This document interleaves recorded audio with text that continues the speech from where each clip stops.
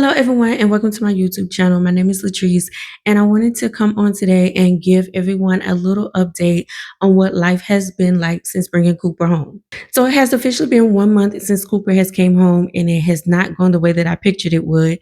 We ran into some health issues. I've had to rebuild his schedule multiple times, and I also learned the hard way what happens when we skip nap time.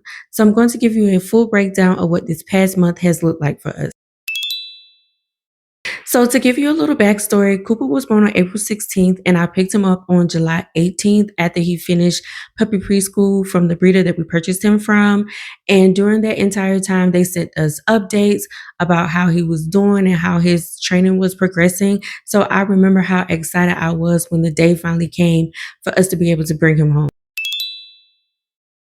So one of the biggest things I underestimated going into this journey was how much structure a puppy actually needs. It wasn't just let him play until he's tired and he would take a nap on his own. It hasn't been that way for my Cooper. I've actually had to build a system, a structured routine for him. So right now, his day is built around my kids' school drop off and pickup times. So he typically wakes up at around 7 a.m. and I will take him out, give him a potty break, bring him back in and put him in his crate. And once I get back, he'll have breakfast around 8:15. And then he'll have probably like one or two naps and up until 2 o'clock. And at 2 o'clock, he will either ride with me or he will go back into his crate after a potty break. And then after 2 o'clock, he has those mandatory naps up until bedtime. And bedtime is at 10 o'clock. And here's the thing I learned the hard way. With Cooper, he has to have several structured naps during the day. And one of those naps is between the hours of 7 and 8 p.m. That nap is crucial. I have tried skipping that nap early on, thinking he would just be a little cranky or just be tolerable and play up until bedtime. But instead, what I got was an overtired, nippy puppy at 8:30 who was unable to settle down on his own. So I quickly learned how important nap times are, and specifically between the hours of 7 and 8. I also had to get strict about how long he stayed awake. I used to just watch for signs that he was getting tired. But Cooper seems to hit overstimulation fast right about now. So after being awake for about an hour, he would quickly get the zoomies and it would be hard for him to settle down. So now I just have to watch the clock instead of waiting for those cues, because by the time the cues show up, it's already too late. To help me keep track of this new routine, I actually built an app using AI for myself to track all of this, because keeping it in my head just wasn't working. And I can make a separate video on how I did that, but it definitely has been a game changer for me when it came to staying on schedule with Cooper. This next part is something I wish someone had told me about before getting the puppy, because I had no idea how normal it was and how quickly puppies can catch it.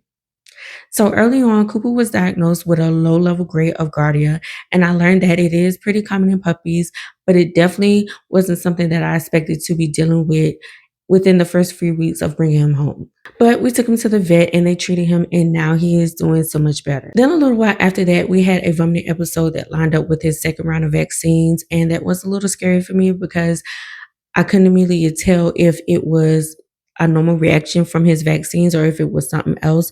So I did end up calling the vet to see if I needed to be alarmed or not, which I would honestly recommend to anyone who's unsure. Just don't wait until something feels off. Call, ask the questions. There are no crazy questions because you want to make sure that your fur baby is okay. And then most recently, Cooper was diagnosed with a UTI, and this one definitely caught me off guard because his symptoms were so different from the issues that he was having before. He was having accidents in his crate, which was unusual for him. He hasn't had any accidents in his crate prior to this.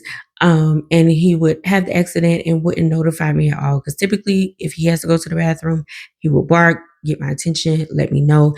He wasn't doing any of that. So I knew something was off. And then there was changes in how often he was going to the potty. So if you are a new puppy owner, this is something definitely to keep in the back of your mind and pay attention to, because it's not something that people talk about as much as they talk about the parasite stuff. So honestly, those separate health issues in 1 month sounds like a lot when I say it out loud. But in talking to our vet, none of this means that we did anything wrong. Puppies are just walking into a new world full of different bacteria and parasites for literally the first time. So if you're going through something similar, Please don't spiral the way that I almost did. One thing that helped us when it came to giving medication was to give it in an oral syringe, especially like the powder medication that we had to give him. I would make a slurry using some warm water and pull it up into the syringe and give it to him that way. This worked better for us than sprinkling on his food because he wouldn't eat the food at all. Now he took the pills just fine, and whatever medication was in the syringe, he took it just fine. But trying to sprinkle some on his food, he wasn't having it at all. So before bringing Cooper home, I spent a lot of time researching and comparing pet insurance versus wellness plans, and I decided to use both insurance and a wellness plan. I had a 30-day free trial with Japan, which I decided to keep for actual insurance coverage. And it covers accidental and emergencies. And I paired it with a puppy wellness plan offered by my vet, which covered the routine stuff like exams and vaccines. It also covers sick visits as well. And honestly, after 1 month in with the parasite treatment, him getting all his vaccines, and now dealing with the UTI, even though he's no longer dealing with the UTI, but having to deal with all those things, I've actually gotten to see how these two work together. The wellness plan has been great for the predictable stuff, the routine stuff like vaccines, dewormings, exams, even his heartworm, flea, and tick prevention pill that he has to take once a month is included in that plan. So it definitely has been helpful. I don't have to pay for that every month. And Trupania has been there for the less predictable stuff. And I would do a deeper breakdown in a different video, but so far, having both of these have felt like the right call for us.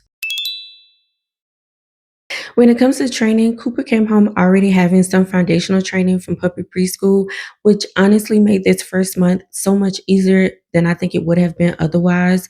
He was already crate trained and potty trained, plus knowing some basic commands. So we haven't lost any sleep since bringing him home. So since he has been home, it has been really rewarding watching him build on what he already knows. So that was the first month with Cooper, and honestly, way more happened than I expected, but we're figuring it out together. If you're in the middle of your own puppy's first month right now, what surprised you the most? Let me know in the comments below because I genuinely love to hear about it and have a conversation.